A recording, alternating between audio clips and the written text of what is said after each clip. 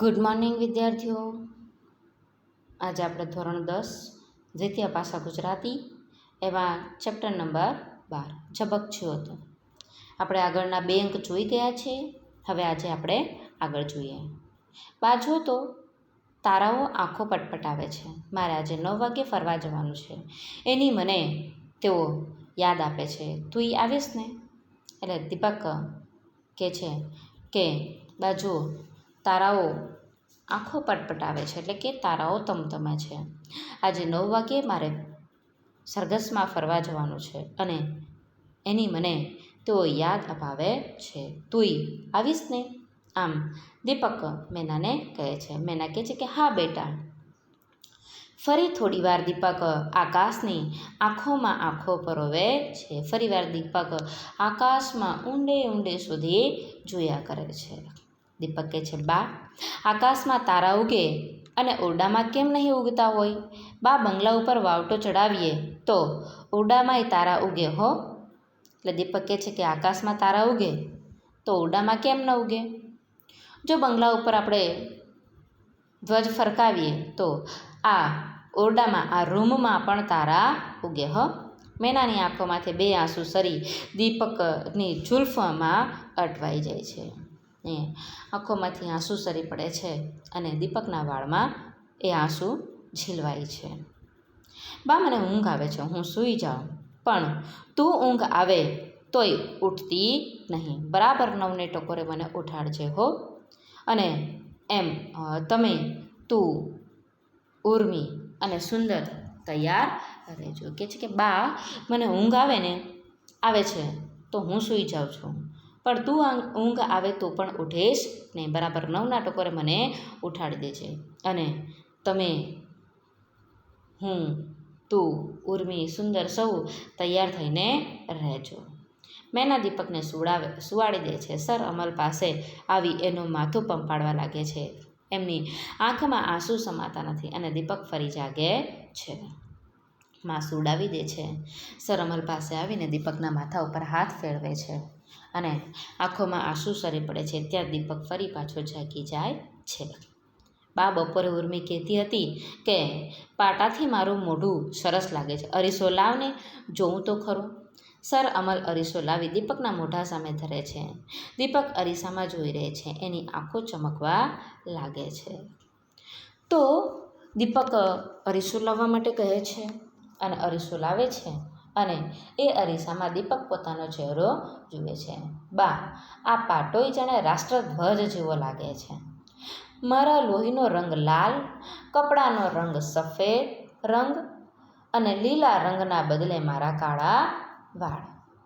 વાળ અને રેડિયો તો કેટલી વાર કહ્યું તોય બાપુ ક્યાં લાવી દે છે. રોજ કરતો. જાઓ લઈ આવો તમારો અરીસો. અમારે તમારા અરીસામાં નથી જોવું. તો પેલો બાળક દીપક જે છે એ અરીસામાં પોતાનું મોઢું જુએ છે અને કહે છે કે મારો ચહેરો પણ જાણે બરાબર રાષ્ટ્રધ્વજ જેવો જ લાગે છે. એક તો મને લોહી નીકળ્યું છે એટલે લોહીનો લાલ રંગ છે. ઉપર સફેદ પાટો બાંધ્યો છે, એ પાટો સફેદ રંગ દર્શાવે છે અને લીલા રંગ જેવા મારા આ વાળ છે. એટલે રાષ્ટ્રધ્વજના 3 રંગો જાણે મારા મસ્તકમાં દેખાતા હોય, મારા ચહેરા પર દેખાતા હોય એમ લાગે છે. પણ વચ્ચે પેલા ચક્રની કમી છે, એટલે કે રેટિયાની કમી છે. આ બાપુ મને રેટિયો લાવી દેતા નથી. અને લાવો આ તમારો અરીસો લઈ જાઓ. મારે તમારા અરીસામાં મારે ચહેરો જોવો નથી. આવું પેલો દીપક થોડો ગુસ્સો વ્યક્ત કરે છે. સર અમલ અરીસો લઈ જાય છે. થોડી વાર શાંતિ પથરાય છે અને દીપક ફરી આંખો ઉઘાડે છે. બા, હું ફરવા જાઉં પછી તું ગાંધીજીને જેલમાં કાગળ લખીશ ને કે દીપક ફરવા ગયો છે. પણ એવું લખજે કે દીપક જ્યાં હશે ત્યાં વાવતો ફરકતો રાખશે. દીપક કહે છે કે બા, હું બરાબર 9 વાગે સરઘસમાં ફરવા જઈશ અને ફરવા જઈશ ત્યારે તું ગાંધીજીને કાગળ લખજે અને કહેજે કે દીપક સરઘસમાં ફરવા ગયો છે. અને સાથે એમ પણ લખજે કે જ્યાં દીપક છે ત્યાં સ્વતંત્રતાનો ધ્વજ હંમેશા ફરકતો રાખશે. મેના કે છે એક બચી ભરી, હા બેટા જરૂર લખીશ, પણ હવે તો સૂઈ જા. આવું મેનાબેન કહે છે. દીપક કહે છે હા હવે સૂઈ જાઓ. બરાબર 9 ને ટકોરે હું. દીપક આંખો મીચી જાય છે અને સુનકાર છવાય છે. દીપકની છાતીની ધમણ ઉપડતી જાય છે. તો દીપક કહે છે કે હા હું હવે સૂઈ જાઉં છું. બરાબર 9 ના ટકોરે મને જગાડી દેજે હં. અને આંખો મીચી જાય છે અને ક્ષણભર માટે સુનકાર વ્યાપી જાય છે, એટલે એકદમ શાંતિ છવાઈ જાય છે. દીપકની છાતીની ધમણ એટલે કે એના જે ધબકારા જે છે એ ધીમે ધીમે વધારે જોરથી ધબકવા લાગે છે. સર અમલ પાસે જઈ ઊંઘી ગયો લાગે છે. મેના કહે છે હા પણ આંખોમાંથી આંસુની ધારાઓ વહે છે. સર અમલ કહે છે કે હવે ઊંઘી ગયો છે. મેના કહે છે કે હા પણ એની આંખોમાંથી આંસુ વહી રહ્યા છે. ડૉક્ટર કહે છે મેનાબેન ઈશ્વર પર શ્રદ્ધા રાખો. જેણે એને સર્જાવ્યો છે એ જ એનું સંરક્ષણ કરશે. ડૉક્ટર મેનાબેનને સાંત્વના આપતા કહે છે કે ઈશ્વર પર શ્રદ્ધા રાખો. એનું સર્જન પણ ઈશ્વરે કર્યું છે તો એનું રક્ષણ પણ ઈશ્વર જ કરશે. મેનાબેન કહે છે ડૉક્ટર તમારો દીકરો છે? ડૉક્ટર કહે છે ના મેનાબેન. મેનાબેન કહે છે તો બસ કરો. ડૉક્ટર આંટા મારવા લાગે છે. સર અમલ ઓશિકાની બીજી બાજુએ નીચે વદને એટલે કે નીચું મુખ રાખીને બેસી રહે છે. આ બધા તમારા પ્રતાપ. તો અહીંયા મેનાબેન ડૉક્ટરને કહે છે કે તમારો દીકરો છે? ડૉક્ટર કહે છે કે ના મેનાબેન. એટલે મેનાબેનનું કહેવું એવું છે કે જેને દીકરો હોય એને મનમાં કેવી લાગણીઓ હોય, એના મનમાં કેવી ભાવનાઓ હોય, એ ભાવનાઓનું વર્ણન કરવું મુશ્કેલ છે. કહેવું સહેલું છે પણ કરવું અઘરું છે. એટલે મેનાબેન કહે છે તો બસ કરી દો. ડૉક્ટર એમ તેમ આંટા મારવા લાગે છે. સર અમલ ઓશિકાની બાજુએ નીચું મુખ રાખી બેઠા છે અને મેનાબેન સર અમલદારને કહે છે કે આ બધું તમારો જ પ્રતાપ છે, તમારા કારણે જ આ બધું થયું છે. સર અમલ કહે છે મેના તને એમ કહેવાનો અધિકાર છે, પણ જો તું મારા મનની સ્થિતિ જાણતી હોત. મેના કહે છે આંસુ લૂછતી મારે તો હવે મન જેવું કશું રહ્યું નથી, જેવું જ કશું રહ્યું નથી. તો અહીંયા સર અમલ કહે છે કે હા મેના તને આમ કહેવાનો હક છે, તારો અધિકાર છે, પણ જો તું ખરેખર મારા મનની પરિસ્થિતિ જાણતી હોત તો તું મને આવા શબ્દો કહે નહીં. મેના આંસુ લૂછતી કહે છે કે મારે મન તો હવે મન જેવું કંઈક લાગણી જેવું મને કશું લાગતો જ નથી. સર અમલ કહે છે સંભવ છે મેના. મેના રડી પડતી વાહરે પિતા સી તટસ્થતા. સર અમલ કહે છે કે હા બની શકે તારા માટે કદાચ આવું. મેના રડી પડે અને એના પતિને કહે છે કે તમારી તો કેવી તટસ્થતા કહેવાય, તમે કેવા અડગ અને અડીખમ પિતા તરીકે વર્તી રહ્યા છો. સર અમલ કહે છે મનની લાગણીઓ દબાવી હું પુરુષ છું મેના. એટલે સર અમલ કહે છે કે હું પુરુષ છું એટલે મારા મનની તમામ લાગણીઓને દબાવી રહ્યો છું, કેમ કે હું પુરુષ છું એટલા માટે. મેના કહે છે અને હું માતા છું અમલ. દીપક વિના મને ઘડિયાળમાં 9ના ટકરા થાય અને દીપક ઝબકીને જાગી જાય છે. સૌ ચમકી રહે છે. તો મેના કહે છે કે તમે પુરુષ છો, તમે પિતા છો. પુરુષ છો એટલે તમે લાગણીઓને દબાવી શકો છો, પણ હું માતા છું એટલે હું મારી લાગણીઓને દબાવી શકતી નથી. દીપક વિના મને કેમ ગમે, એના વગર કેમ જીવી શકાય. ઘડિયાળમાં બરાબર 9ના ટકોરા થાય છે અને દીપક ઝબકીને જાગી ઉઠે છે અને સૌ ચોંકી જાય છે. દીપક કહે છે બા 9ના ટકોરા થયા નહીં, ચાલો ચાલો ત્યારે હું ફરવા ઉપડું. પછી બા મેં વિચાર ફેરવી નાખ્યો. મેં એકલા જ જવાનું નક્કી કર્યું. એ રસ્તે એકલા જ સારું. બાપુ ઉર્મી જાઉં છું હો. મને બા મોડી રાત સુધી પાછો ન ફરું તોય મારી રાહ નહીં જોતી હો. થોડી વારે અને બા ગાંધીજીને જેલમાં કાગળ લખવાનું નહીં ચૂકતી. દીપક આંખો મીચી દે છે. તો દીપક કહે છે, બા બરાબર 9ના ટકોરા થયા, મારે હવે સરઘસમાં ફરવા જવાનું છે. મેં વિચાર ફેરવી નાખ્યો છે. હવે હું તમને કોઈને મારી સાથે લઈ જઈશ નહીં, હું એકલો જ જઈશ અને એ રસ્તે મારે એકલાએ જ જવાનું છે. બાપુ, ઉર્મી, હું જાઉં છું હો. અને બા, મોડી રાત સુધી હું આ સરઘસમાં હોઈશ તો મને આવતા મોડું થાય તો તું મારી રાહ જોઈશ નહીં, મારી ચિંતા કરીશ નહીં. અને થોડી વાર એને ફરી પાછો કહે છે કે તું બાપુને એટલે કે ગાંધીજીને જેલમાં કાગળ લખવાનો ચૂકતી નહીં. અને ફરી પાછો દીપક આંખો મીચી દે છે. મેના બેબાકડી બેટા બેટા કરે છે. એનો અવાજ ફાટી જાય છે અને દીપકના શરીર ઉપર એ ઢગલો થઈ જાય છે. ઉર્મી રડવા લાગે છે. તો કે મેના બેબાકડી બની જાય છે, ભાવરી બની જાય છે અને બેટા બેટા કરે છે.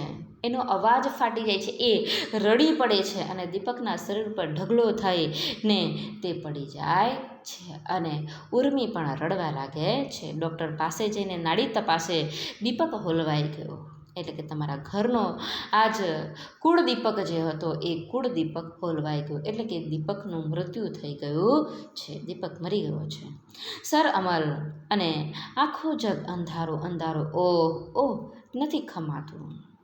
બે હાથમાં જોરથી માથું દબાવી ઝરૂખામાં આંટા મારવા લાગે છે. મેનાનો કલ્પાંત આખા ઓરડાને ધ્રુજાવી મૂકે છે. પવનની લહેરથી દીપકની લટોને એ હસતા ચહેરા ઉપર રમાડી જાય છે.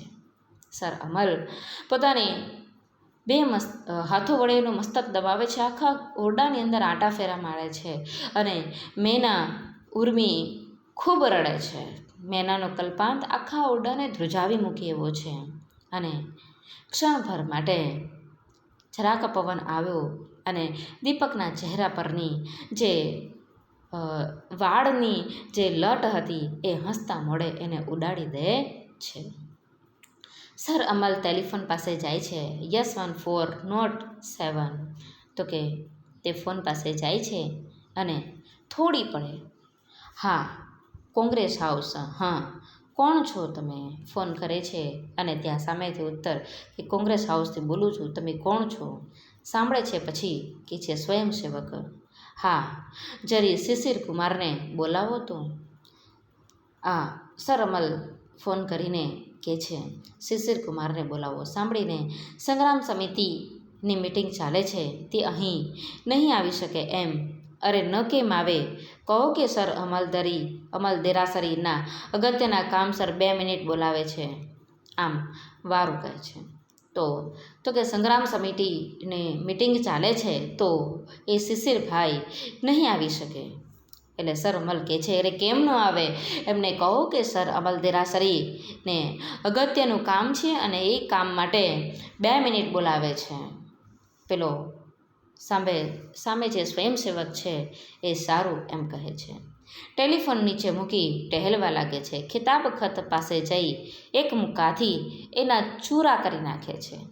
હાથમાંથી લોહી વહેવા લાગે છે. ભૂત ભરાયું હોય તેમ દીપકના પલંગ પાસે જઈ અને લોહિયાર હાથે દીપકના પગને અડકે છે.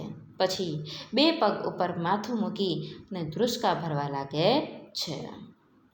તો ટેલિફોન નીચે મૂકે છે અને આમ તેમ ટહેલવા લાગે છે. ખિતાબ ખત એટલે કે એમને જે નાઇટહુડનું જે માનદ પદવી મળી હતી એ માનદ પદવી પાસે જાય છે અને એના ઉપર હાથથી મુક્કો મારે છે અને એને તોડી નાખે છે, એને ભાંગી નાખે છે.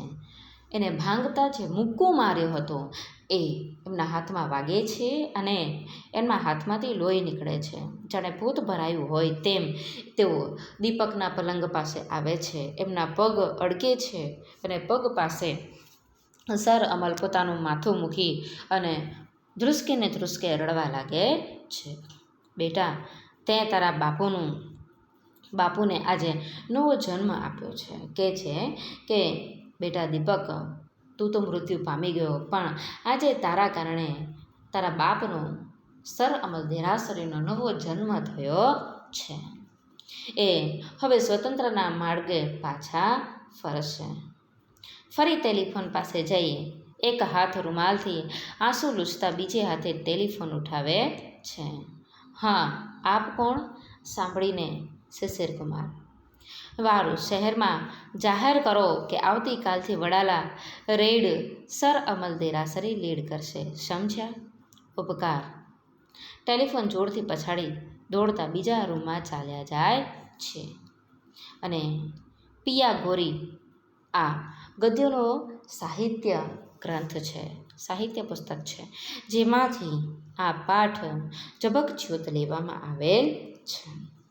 તો તેઓ ફરી પાછા ફોન પાસે જાય છે, પોતાના આંસુ લૂછે છે અને ટેલિફોન ઉઠાવે છે.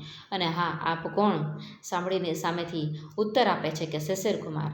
અને શિશિરકુમારને કહે છે કે સારું, શહેરમાં જાહેર કરો કે આવતીકાલથી વડાલા રેડ પર સર અમલ દેરાસરી લીડ કરશે. સમજ્યા?